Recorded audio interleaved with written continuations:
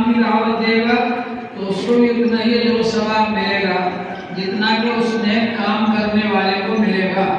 من دعا الی ضلالۃ، اور جو گمراہی کی طرف دعوت دے گا، گمراہی کی طرف بلا کر لے جائے گا، فعلیہ وزر من یعمل بہ، تو اس پر بھی اتنا وبال و گناہ اور عذاب اور سزا ہوگی جتنا کہ اس برے کام کرنے والے پر ہوگی.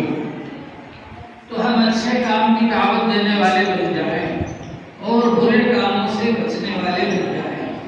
حضرت مولانا الیاس صاحب رحمۃ اللہ علیہ فرماتے تھے میں نے یہ کام اس لیے شروع کیا ہے تاکہ لوگوں کے اندر جو بے طلبی ہے وہ ختم ہو.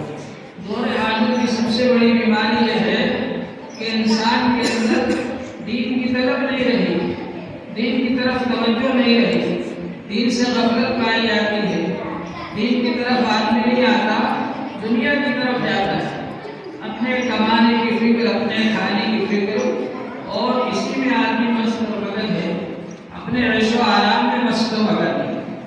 دین کی طرف پیدا ہو جائے، اور جب دین کی طرف پیدا ہوگی تو حضرت مولانا الیاس صاحب فرماتے تھے کہ میں نے ایک کام اس لیے شروع کیا ہے کہ لوگوں میں دین کی طرف پیدا ہو جائے اور مدرسوں کو طلبہ زیادہ ملیں اور خانقاہوں کو مریدین زیادہ ملیں. اس لیے میں نے یہ کام شروع کیا ہے.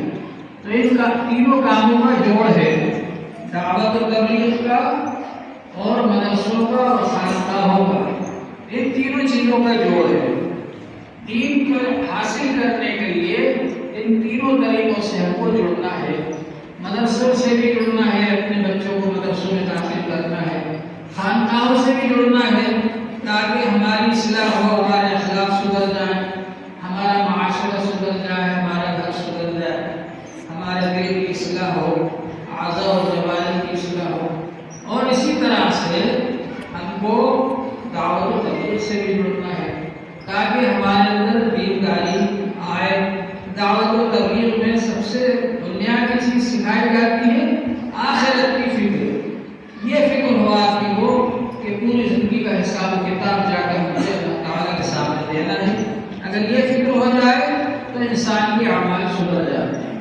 اللہ جل شانہ ہم سب کو اس کی توفیق عطا فرمائے.